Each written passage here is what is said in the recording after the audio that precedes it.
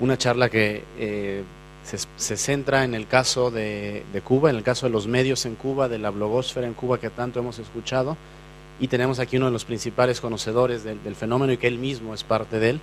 Ernesto Hernández Busto es cubano, vive en Barcelona desde hace 11 años y nos viene a hablar de la blogosfera cubana, el caso Cuba. Los dejo con... Sí, se oye.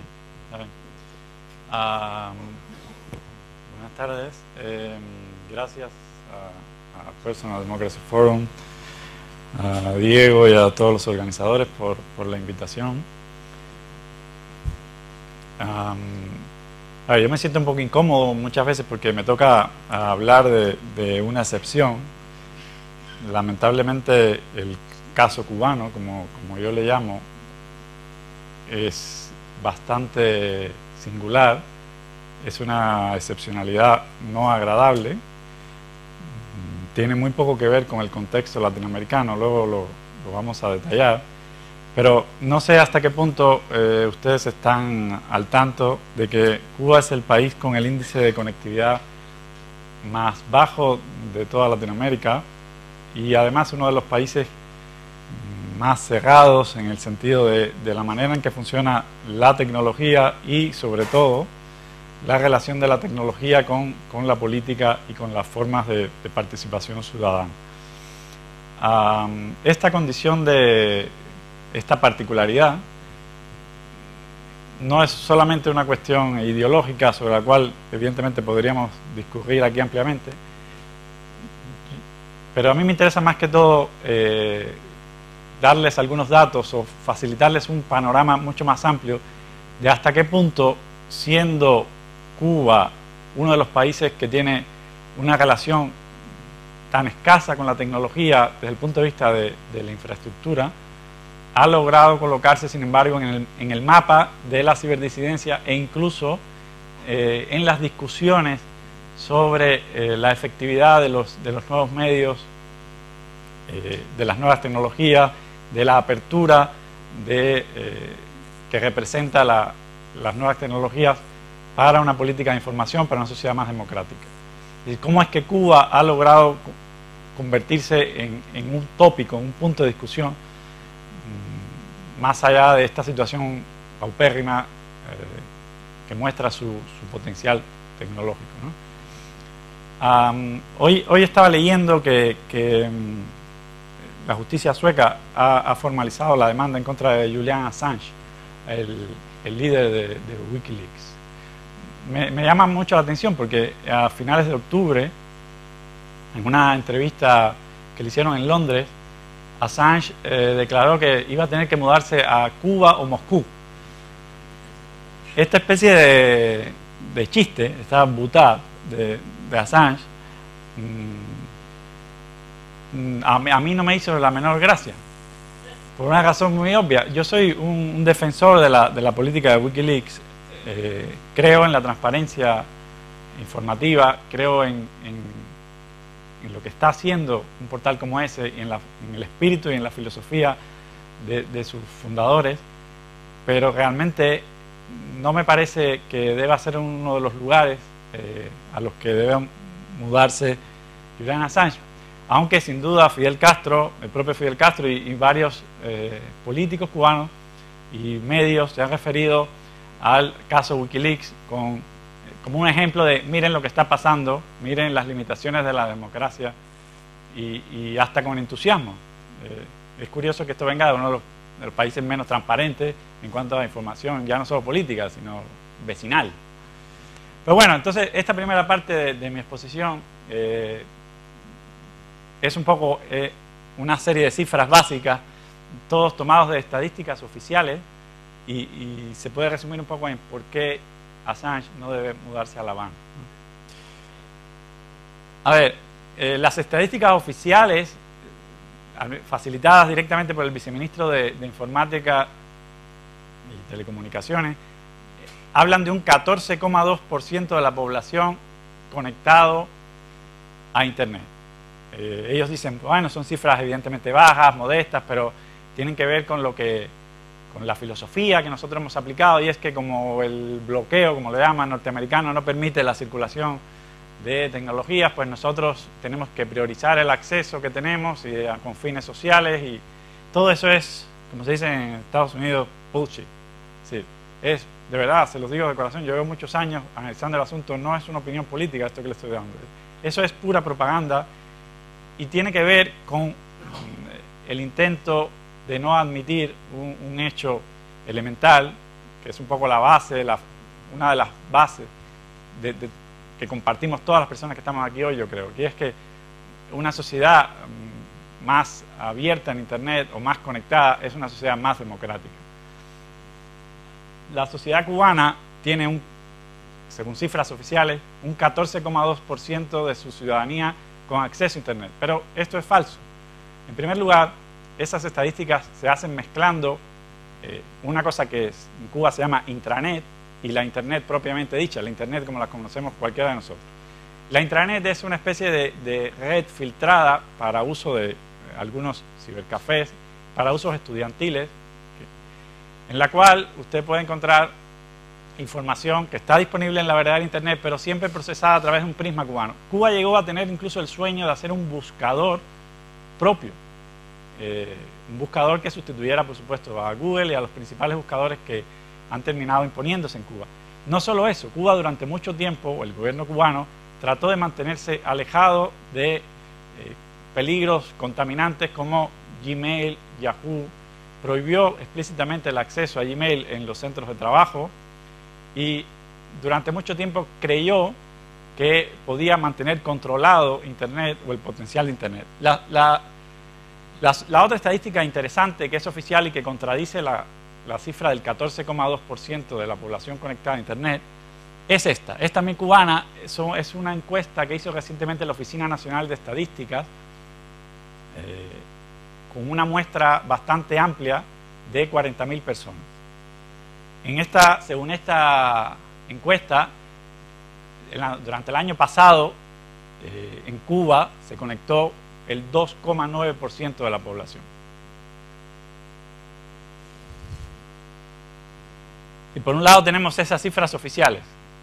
1,6 millones de cubanos supuestamente con acceso a Internet. Ya hemos visto que aquí la confusión entre Internet e intranet sirve para aumentar la cifra. Tenemos también una encuesta en la que los cubanos entrevistados por el gobierno confiesan de que solo han podido acceder de una manera súper limitada. Además, no solo accedían un 2,9% de la población solamente, sino también accedían más aquellos que iban una vez por semana, luego una vez al mes y luego una vez al día. Es decir, las personas que tienen una relación normal con Internet en Cuba son muy pocas. Muy pocas, que hablo ya de una élite, no necesariamente gubernamental, pero sí de un % prácticamente insignificante. Incluso yo llegaría a ponerle cifra a ese %. No rebasan el 2% de la población, las personas con acceso diario a Internet. Sin embargo, con esta situación paupérrima, este es el único país del mundo con un mercado de comunicaciones que está en pañales. Con esa situación paupérrima, con esa cifra ridícula que no se pueden comparar ni con los peores países de África, Cuba se ha convertido en un punto a discutir. ¿Por qué? Bueno, yo creo que básicamente es por el caso singular de una persona a la que probablemente muchos de ustedes conozcan, Giovanni Sánchez, y su blog Generación Y. Hace aproximadamente 3 años, Giovanni Sánchez era una perfecta desconocida. Hace relativamente 3 años y medio, relativamente poco, yo empecé a citar sus posts porque me parecía una visión realmente novedosa, un signo esperanzador para las personas de mi generación que de alguna manera habíamos perdido la esperanza en que un cambio político era posible dentro de personas que parecían absolutamente desencantadas del sistema. Poco después, Giovanni Sánchez fue empezando a ser reconocida por los principales medios desde El País hasta el Wall Street Journal. Luego se convirtió en una de las personas más influyentes en este mundo, según la revista Time. Y luego ha ido ganando una serie de premios que yo creo que reconocen una labor excepcional dentro del mundo, ya no solo del periodismo ciudadano, de la comunicación, sino del activismo político. Es decir, ¿en qué momento el hecho de que una persona tuviera un blog en el que se limitaba a contar la realidad cubana, según su punto de vista, en qué momento eso pasó a ser un fenómeno comunicativo y sobre todo una especie de activismo político, una ciberdisidencia? ¿En qué momento la persona que durante mucho tiempo negó tener cualquier tipo de afiliación política y todavía hoy se muestra como no adscrita a ningún partido, solo por el hecho de tener un blog muy visitado, se convirtió en la persona que hoy es una de las principales bases de cualquier cambio político futuro? Bueno, justamente eso solo podía pasar en una sociedad como la cubana. Eso solo podía pasar en una sociedad como esta, con esas cifras en las que yo les he mostrado anteriormente. Es decir, ese impacto solo podía tener lugar en un país cerrado, en un país en el que la información era monopolio y sigue siendo monopolio del Estado, en el que la relación con Internet estaba en un punto de primitivismo inconcebible en cualquier otro lugar del mundo. Hace unos meses, hace un mes y algo, Google hizo pública el proyecto Google Transparency. Yo estuve mirando los datos que tienen para Cuba y es curioso. En el buscador, es decir, teniendo en cuenta que en Cuba la mayoría de las búsquedas que se hacen a través de Google, como en casi todo el mundo, pero en Cuba más, porque hay un potencial de búsqueda científica que ha hecho de Google Search su herramienta básica. Entonces, este indicador puede servirnos para juzgar la situación de Internet en la isla en general, no solo las búsquedas. Bueno, este es el panorama de las búsquedas en Google Search en el último año y medio. Probablemente Cuba sea uno de los pocos países en los que esta línea no solo no ha crecido, sino ha decrecido. Es decir, es un porciento muy leve, pero realmente las búsquedas en Internet en Cuba durante 16 meses se han mantenido así, en este esquema, en este gráfico que ustedes ven. El uso del correo electrónico en el mismo periodo del último año y medio, en cambio, ha decrecido de esa manera tan evidente que pueden ustedes ver ahí. ¿Por qué? Porque el gobierno prohibió explícitamente y bloqueó el acceso a Gmail y a otros servicios de correo electrónico.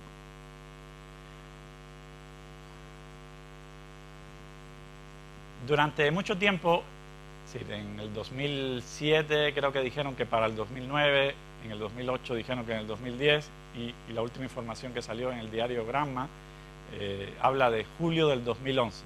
Este proyecto, este elefante blanco, proyecto súper ambicioso que Cuba lleva años presentando como lo que va a cambiar la situación de Internet en Cuba, es nada más y nada menos que un cable de fibra óptica que ha costado ya 70 millones de dólares y que va desde Venezuela hasta la zona oriental de la isla.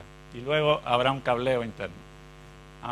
Esto supuestamente cambiará la disposición técnica, las posibilidades de Internet en Cuba. Pero ya los oficiales, los funcionarios del gobierno cubano se han encargado de dejar claro que esto no significará, incluso cuando esté terminado, cosa que yo dudo que llegue a hacerse en el plazo previsto, pero que eso no significará una mejoría del acceso para la población. Es decir, Cuba seguirá usando el mismo pretexto de priorizamos el uso social, es decir, el uso controlado, el uso censurado, porque en Cuba hay muchísimos portales, incluyendo el portal en el cual se aloja el blog de Giovanni Sánchez y otros blogs. Cuba, con esa excusa, quiere tener acceso a Internet, no seguir manteniendo la misma situación que no es posible hoy en pleno siglo XXI, pero quiere tener un control absoluto sobre lo que está pasando. ¿Por qué? Porque las experiencias que ha tenido Cuba con Internet, más allá de esos replicantes, de esas cientos de hits que acuden a las reflexiones de Fidel Castro en el portal oficial Cuba Debate, más allá de eso, Cuba tiene malas experiencias con Internet. El gobierno cubano se ha dado cuenta que la vieja política que tenía de Internet es el enemigo esta gente solo nos dan problemas porque hacen públicas cosas que no nos interesa hacer públicas o cuestionan o dan margen a una serie de problemáticas políticas que no nos interesa debatir en este momento, esa política ha cambiado. Es decir, los golpes, la labor de la blogosfera cubana, tanto dentro de Cuba como fuera de Cuba, ha obligado al diseño de una nueva estrategia gubernamental que tiene más que ver ya con experiencias como Irán, China, Bielorrusia y otros gobiernos amigos del gobierno cubano. Es decir, lo que hasta hace un momento era una zona vedada, es decir, no vamos a concentrarnos en Internet, ahora es todo lo contrario. Y ese es un cambio importante que yo creo que vale la pena reflexionar si hablamos de qué ha pasado con la blogosfera, la sociedad civil, la contestación cibernética en Cuba. Es decir, hasta qué punto... No, ahora hay una estrategia diferente. El gobierno cubano se ha dedicado los últimos 6 meses a montar su propia estrategia en Internet y a tratar de contrarrestar el impacto y la resonancia internacional del fenómeno Yoani Sánchez.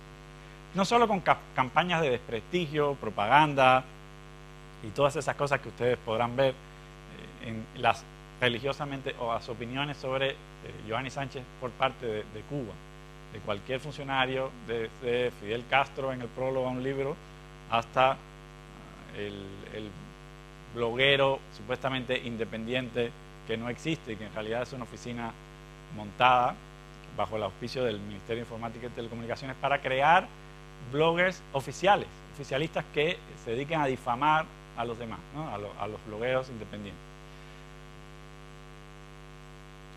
Bueno, entonces, esa es una parte del asunto, que es la parte de Internet, la conexión a Internet. Lo que puede pasar en el 2011 es cuando haya una red controlada y un uso y una conciencia gubernamental del peligro que representaría tener una red abierta. Pero el otro fenómeno, a mi juicio, igual de interesante y menos atendido es lo que está pasando en Cuba con la telefonía móvil. Es decir, en Cuba, el crecimiento de los teléfonos móviles va así como lo están mirando. En 2007 había apenas 330.000. 3 años después hay poco más de 1 millón. Hay una sola empresa que presta este servicio, de Texa. Yo invito a Telefónica, si hay alguien aquí bien escuchando, a que por favor se anime y participe en la competencia, porque realmente esta empresa ha demostrado una filosofía empresarial que no excluye la censura y la manipulación de los datos que le proporciona la seguridad del Estado. Es decir, esta empresa, que supuestamente es un partnership con Telecom Italia, se ocupa de desconectarle los teléfonos a los disidentes cuando les vienen ganas, porque no quieren que se sepa cosas así. Los disidentes han empezado a usar Twitter y de pronto se quedan sin teléfono, ¿no? Entonces, esta situación, sin embargo, yo creo que es mucho más fácil de sortear que la situación que hay con las conexiones. Es decir, en Cuba, en el 2011, es probable que la manera más fácil de acceder o de conectarse a la red o de tener información sea a través de un teléfono móvil. Ya no. Es decir, no de unidades que apenas en el 2008 se permitió la venta de ordenadores libremente a unos precios que no les cuento, nadie los compra. Pero los teléfonos móviles sí están creciendo, sí están siendo objetos de un uso particular y sí yo creo que van a cambiar la manera también en la que le hemos otorgado un papel a la blogosfera cubana. ¿Sí? Al mismo tiempo que está cambiando esta cosa de la tecnología, ha habido una especie de agotamiento del fenómeno de los blogs en Cuba. Yo llevo 4 años haciendo un blog dedicado exclusivamente al tema cubano y tratando de crear una red de ayuda y de soporte a muchos de los bloggers independientes que hay en Cuba y veo con claridad, un poco con cierta perspectiva, qué es lo que ha pasado. Esto se lo digo después de muchísimos posts, más de 17.000, después de moderar 70.000 comentarios. Es decir, lo que le estoy hablando es una experiencia de primera mano. Los blogs en Cuba consiguieron romper, sin duda, y sobre todo el blog de Yoani Sánchez, romper el monopolio oficial de la información. Pero no cambiaron la distribución de la información y sobre todo no llegaron o no han llegado a influir realmente sobre el tejido de la sociedad civil dentro de la isla. Por muchas razones. Por la ausencia de conectividad, por el carácter elitista que necesariamente tenía el fenómeno, porque Cuba se ocupó de que se limitara aún más, bloqueando y difamando y haciendo campañas para descalificar muchos de estos esfuerzos, pero también porque yo creo que hemos sobrevalorado el impacto que puede tener los vínculos que pueden haber y en general el tipo de relaciones sociales que la nueva tecnología ha procreado. Es decir, mucha gente creyó que cuando se publicaran informaciones claves sobre el gobierno cubano, cuando se le abrieran los ojos a la gente sobre lo que realmente pasaba en Cuba, el gobierno se caería. Y eso no pasa así. Sí, no hay ninguna movilización en Twitter, ningún caso de ciberdisidencia que haya cambiado ningún gobierno. No existe hoy en día. Sí. Lamentablemente, porque a todos nos gustaría que las cosas sucedieran como las pensamos, hay que aceptar ese hecho y hay que aceptar que el gobierno cubano, y mucho menos en la deriva en la que está entrando ahora, no se va a ver necesariamente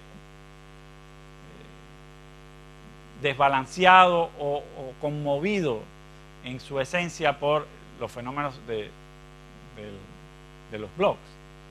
En cambio, hay una cosa más compleja que sí ha funcionado, para lo que yo creo que sí han servido los blogs. Y es que hace un par de años era imposible pensar en una relación entre los cubanos de Cuba y el exilio cubano en unos términos normales. Es decir, el exilio estaba muy dividido, el exilio cargaba como con el mito de ser intransigente, cargaba con el papel de oveja negra en cualquier relación política. Y yo creo que lo que han propiciado todos estos blogs y la resonancia de muchos de estos blogs es una especie de nuevo consenso. Por primera vez yo he visto dialogar a personas que antes... El exilio cubano son muchas capas. Es decir, está la gente que solo habla en inglés, los cubanos americanos, están las personas que llegaron de niños y se criaron allí, están las personas que se fueron en los 60 y siguen siendo cubanos de toda la vida, están los que no hablan inglés, están los que viven en todo... Es decir, hay más de 3 millones de cubanos fuera de Cuba. Esas personas han encontrado en las nuevas tecnologías, en el fenómeno de los blogs, una posibilidad de relacionarse de nuevo con el tema cubano y al mismo tiempo de dialogar con Cuba, con la Cuba real, que esa posibilidad no se las daba ante ningún medio, ni de prensa, ni en la prensa tradicional, ni fuera de ahí. También se ha empezado a reconstruir el tejido de la sociedad civil, que era algo que en una sociedad cerrada como la cubana, por decirlo de manera elegante, se va viendo erosionado año tras año, las personas van perdiendo cualquier tipo de interés político y ya solo les interesa concentrarse en la supervivencia. No, si algo ha conseguido Iván y Sánchez, yo creo que en eso también hay que agradecérselo y hay que tener en cuenta lo que realmente esta persona ha sacrificado. Si algo ha conseguido ella es crear un nuevo consenso, volver a demostrarle a la gente que es posible hacer algo, que mucha gente joven vuelva a creer que puede funcionar en términos sociales, que puede ser un ciudadano, que puede existir una verdadera sociedad civil. Y esto no solo con grandes discursos, con ideología. Es decir, se ha vuelto trendy tener un teléfono móvil en Cuba y filmar una golpiza policial o pasarse información. Eso ha sido un fenómeno muy singular.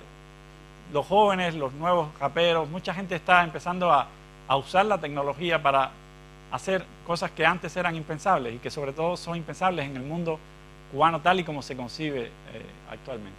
Este es el nuevo escenario, estos son algunos de los elementos del nuevo escenario para el 2011, cuando ese cable esté en funcionamiento.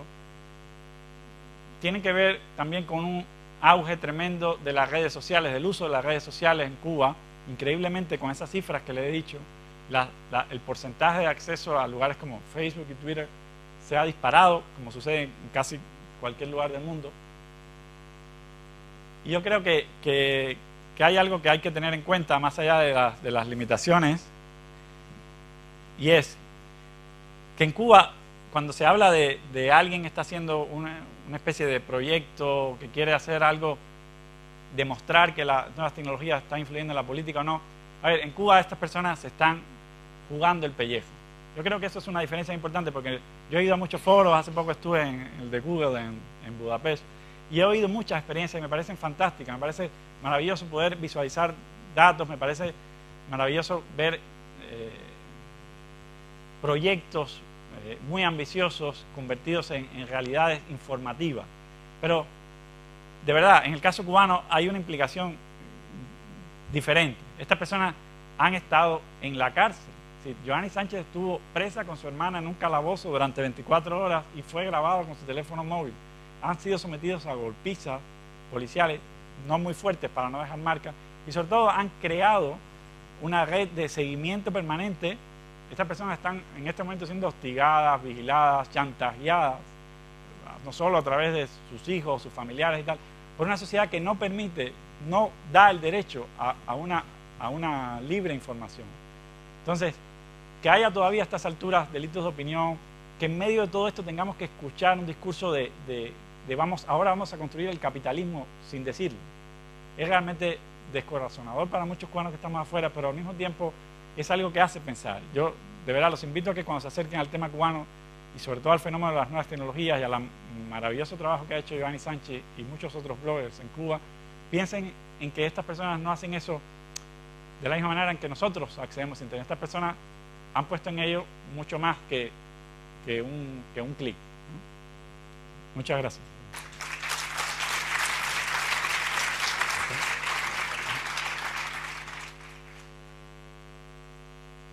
Ernesto, por una fascinante charla y por meternos tan adentro en el caso de Cuba.